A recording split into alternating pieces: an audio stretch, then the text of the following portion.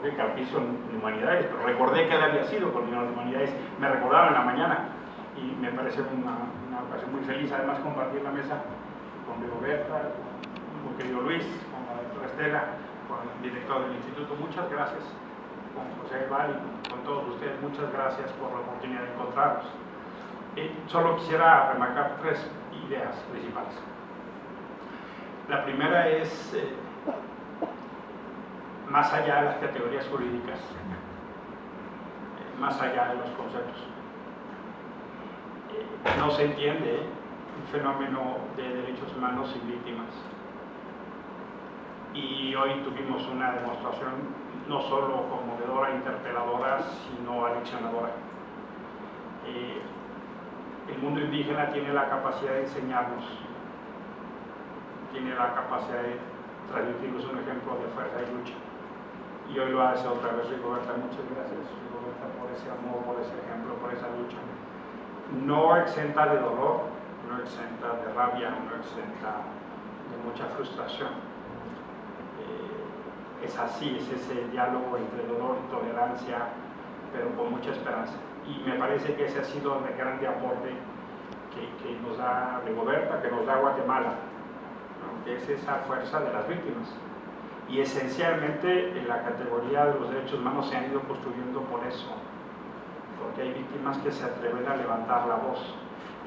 Decía Rigoberta, perderle miedo al miedo. Y me parece que ese es inclusive un espejo en el que México tiene que verse ahora. Yo creo que ahora tenemos claves para poder dialogar con nuestra realidad. Y eso es vital en cualquier movimiento de derechos humanos, en cualquier proceso de justicia, donde la democracia tiene un contenido sustantivo en los derechos. Y creo que ahí hay, no solo en la lógica de lo que se ha construido, sino de lo que tenemos que hacer. Los derechos humanos no solo son tratados internacionales, no son solo conceptos jurídicos, tienen una gran dimensión ética, política, económica. Y América Latina tiene la tragedia, la honra, de haber construido el concepto jurídico de desapariciones forzadas. Cuando empezaron las dictaduras, no existía ese delito. Nos hablaba Rafael de terrorismo de Estado.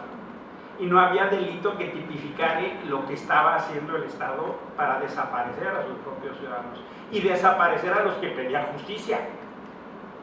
Ese concepto de desaparición forzada surgió por la lucha de las víctimas. Y luego se hizo clamor, y luego se hizo convención, y luego se hizo ley. Inclusive en México apenas ahora el Congreso está legislando para hacer una ley que armonice las obligaciones internacionales de este país con un instrumento jurídico nacional y que permita superar lo que la mayoría de los estados de este país no tienen. O sea, en la mayoría de los estados de este país no existe el delito de desaparición forzada de personas. Entonces los ministerios públicos no califican, los jueces no sancionan, por lo tanto la práctica no se radica. Todavía tenemos ese mismo desafío para tortura.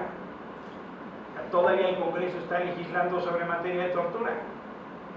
Y eso, pues, en realidad, tiene todavía ese gran dilema. No, la justicia, reclamo de las víctimas, no es un proceso lineal. Y esa sería la segunda idea que yo quisiera dejar. Después de mucho trabajar, ya nos platicaron Rigoberta y María Estela, en el periodo de gobierno de Otto Pérez Molina, se empezaron a echar atrás para atrás. Estando yo en la Secretaría Ejecutiva de la Comisión Interamericana de Derechos Humanos, el primer funcionario que me fue a ver de un país fue el representante de Guatemala para la Comisión Presidencial de los Derechos Humanos, Antonio Arenales, Tono Arenales. Él fue el representante del ejército en la firma de los procesos de paz. Y al mejor estilo gangsteril me fue a decir, a ver, ustedes están en problemas. ¿Qué quieren que haga Guatemala? ¿Se va con los que los atacan o se va con los aman? Mi pregunta fue, pues, ¿de qué depende? Pues de cómo nos trata. Porque miren, nosotros no vamos a reconocer el genocidio y nosotros no vamos a reconocer nada que tenga que ver con desapariciones forzadas. Y bueno, pues sálganse ustedes de la comisión, retírense de la OEA y entonces platicamos. Ahí acabó la conversación. Y Guatemala empezó a desconocer todas las sentencias de la Corte y empezó a generar inclusive una campaña de lo que Roberta describió muy bien, de poner en riesgo nuevamente a los defensores. Se dio este fenómeno de la Fundación contra el Terrorismo, donde empezaron a atacar a Rigoberta, a otros defensores, a criminalizar a los líderes. En este marco, inclusive, un nuevo marco, ella lo decía muy bien, lo que está pasando con las mineras, con los proyectos de generación de energía, con los proyectos de agua. O sea, lo que están viviendo las comunidades indígenas es otro neoproceso de colonización y extractivismo. 35 estados de excepción se decretaron en Guatemala para contener a las comunidades, para defender. Nosotros le preguntábamos al secretario de Trabajo, que era responsable de la difusión pública, ¿cómo se entera una comunidad, un pueblo indígena, de que su tierra ha sido concesionada? Ah, pues se publica. ¿Y cómo se publica? Ah, pues se publica en un diario en la capital. Se publica en un diario en la capital. ¿Y cómo? Ah, pues en español. ¿Y cómo ustedes verifican? Ah, pues nosotros creemos en la buena fe de las empresas. Ah, entonces, por una publicación en un periódico en la capital en español, una comunidad metida en el cliché se tiene que enterar que sus tierras han sido concesionadas, que su río ha sido concesionado. Y de repente, la comunidad tiene que asumir que cuando llegan los trabajadores, las máquinas, toda la industria, no es una invasión, sino que es una concesión del Estado. Y cuando la comunidad reacciona para defenderse, llegan entonces las guardias privadas y los atacan. Y cuando se defienden las guardias privadas, llega la policía, el ejército, y encarcelan a sus líderes. Yo, mire, lo que usted está haciendo es una apuesta al conflicto.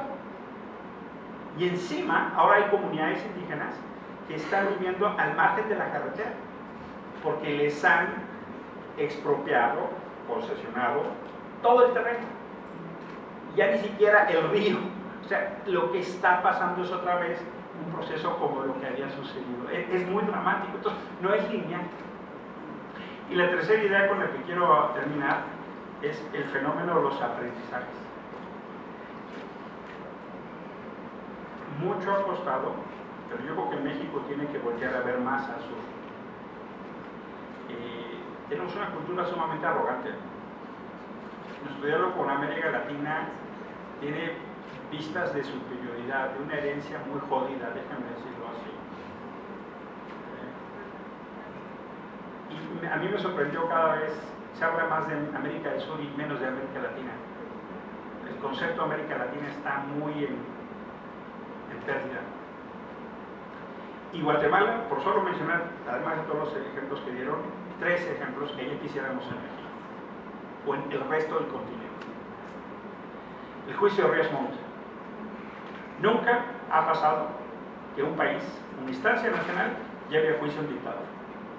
Así. El juicio está en tensión, ya no lo explicaron.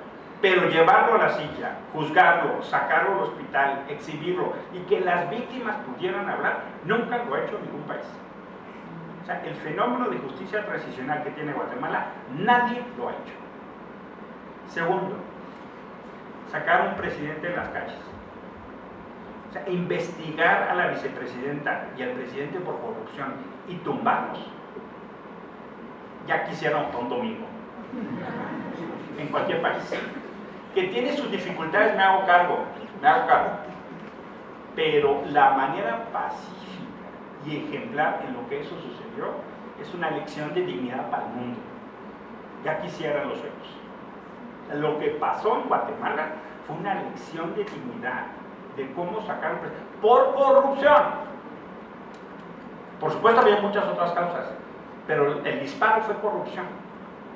Y tercera, el juicio de Saporzado. Mujeres que estuvieron 4 años de esclavas sexuales. La primera vez que una instancia nacional juzga por violencia y esclavitud sexual. Y lo más impresionante fue que esas mujeres estaban en juicio cuando había gente afuera amenazándolas en el propio sala del juzgado. Yo tuve la oportunidad de escuchar sus testimonios en la sala del tribunal. Y ahí estaba el director de la Fundación contra el Terrorismo amenazándolas nuevamente. La jueza Yasmín Barrios está con medidas cautelares de protección de la Interamericana por la amenaza de muerte que tiene por hacer justicia.